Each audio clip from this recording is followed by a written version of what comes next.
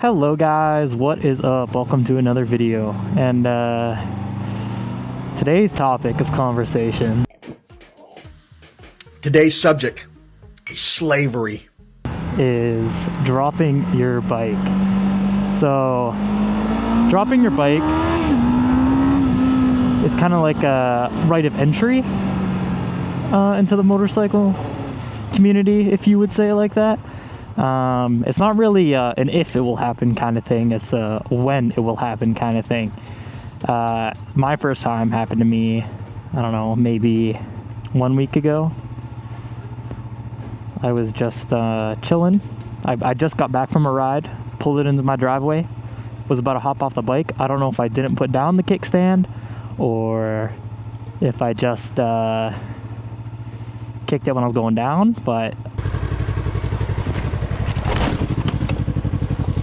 as I hopped off, it kept falling with me, and it was a very slow fall onto the ground. Luckily, I didn't damage the bike, and it wasn't while I was moving. I was stationary. Some gas fell out from the overflow, but yeah, besides that, like that was all that happened. So I got quite lucky. That's the only time I've dropped it. It took me almost a year of riding to actually drop it. So like, I thought it would never happen to me because I was like, yeah, I'm good. I'm a good enough rider to not drop it. But lo and behold, it dropped. Okay, so here's the deal. As I was saying before, it's not a if it'll happen, it's a when it'll happen. So I'll show you guys exactly how it happened. So the running theory is that, you know, I was in my driveway and I was ready to get off it, right? So, you know, leaned it down. I don't know if I hit it with my foot as I was going down or what the deal was, but she slowly tip until I couldn't hold it up with my bare foot anymore, and I just fell with it. So, cannot stress this enough, it is okay. It's hard to know how heavy your bike is without dropping it. You can try moving it around with your hands, but you know, it's on the ground. It's got the wheels to move it, so it doesn't feel nearly as heavy. These things are 400 pounds, right? 300 to 600. I don't know how much Harleys weigh, but I know they can get up into the 1,000-pound range. But yeah, like once it starts falling and you try and catch it, you realize truly how heavy it is. And you know, that's just something that comes with experience. And it's not just, you know, normal everyday riders like us. It's you know, MotoGP riders, even people that go on the track, normal everyday riders. It's everybody. Everybody drops their bike. If anybody ever tells you that they haven't dropped their bike, they're either lying, or two, they haven't been riding long enough. It is so, I don't know a single person that has never dropped their bike. And I don't know many people that do ride bikes, but I've never even heard of somebody that hasn't dropped their bike yet. One of the easiest ways to fall is slow speed riding, like in parking lots and such. Because when you're riding fast, you have that force that keeps your bike upright. If you've seen videos of people falling off their bike, especially on highways, usually they'll keep going for, you know, 10 seconds, 15 seconds. And it's because it has that rotational force to keep moving.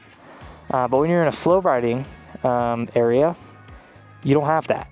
So as soon as your bike tips or leans and you don't give it throttle or put your foot down to catch it, it's falling. That's just how it is. So I've got 4 things, some words of wisdom. Don't park downhill. Not a good idea. If you're parked on a hill, go uphill, put it in first gear so that it's locked, put the kickstand down. Number 2 is when you're riding in those low speed conditions, don't use your front brake. I think it's 80% front brake, 20% rear brake is how much does each of the work. And I think when you're riding even faster, front brake is like 90 and rear brake is 10. So when you're in slow moving situations, you're going to want to tap the rear brake with your foot. It just gives you a bit more control because it's not as punchy as the front brake. It's a lot harder to make your bike fall because of that. And number 3 is wear boots. Some nice boots. These things are designed to have good grip on the bottom so you don't slip. If you're riding in sneakers and stuff, that works, but like your risk is a lot higher. So just get the correct gear, not even just boots, you know, get the right gloves, get a jacket, get pants. I know I'm not the best example right now. I only have 2 out of those 4 things. But listen to what I say, not what I do. Now my last words of wisdom, words of wisdom?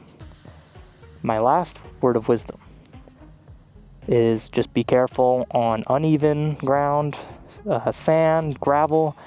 Gravel is a biker's worst enemy, especially once the winter's over and those gravel trucks start coming out and spraying it everywhere, or that's how they do it here. I don't know if they use like the ice melting stuff in other places, but just be careful of gravel, because if you get enough under your rear tire, it's just gonna spin. So you'll have no traction on your rear tire, and you won't have any connection to the ground, so you'll just tip over. On that note, also make sure you're not running bald tires. I've got some 2 brand spanking new ones, front and rear. They still have the little pokey things coming out of it, on the sides at least, because, you know, I got chicken strips, but that's all right. One thing to add on to that as well is that don't not be scared of your motorcycle. Be comfortable on it. But as the second you start not being scared of it, you're going to do something dumb. And that goes for, you know, speeding way too fast on the highway, or wheeling, or you know, tipping the bike over, whatever.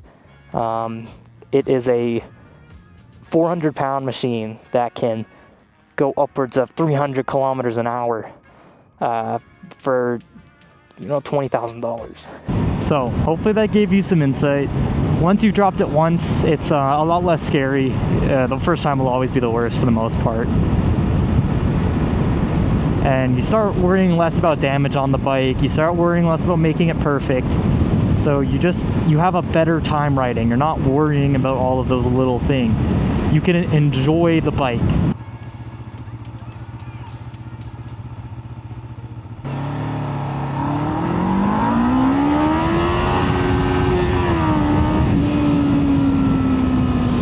So that's what I've got for you guys. Hopefully, again, that gave you some insight. It's gonna happen. Don't worry about it. Chill out in the moment and pick up the bike and get right back to it. You know, you might have a scratched fairing. I don't know, maybe you broke a what is it called? A brake lever, whatever. The good thing is that you're okay. The bike is in decent shape, hopefully. And you can learn from it and try to prevent it for as long as you can. If any of you have dropped your bike, I would love to hear how in the comments. It'll help somebody else as well, so never a bad idea. A little bit of a shorter video, I think, this time, but if it helped you out at all, please leave a like, subscribe for more. I would love that. And of course, happy riding. See you later.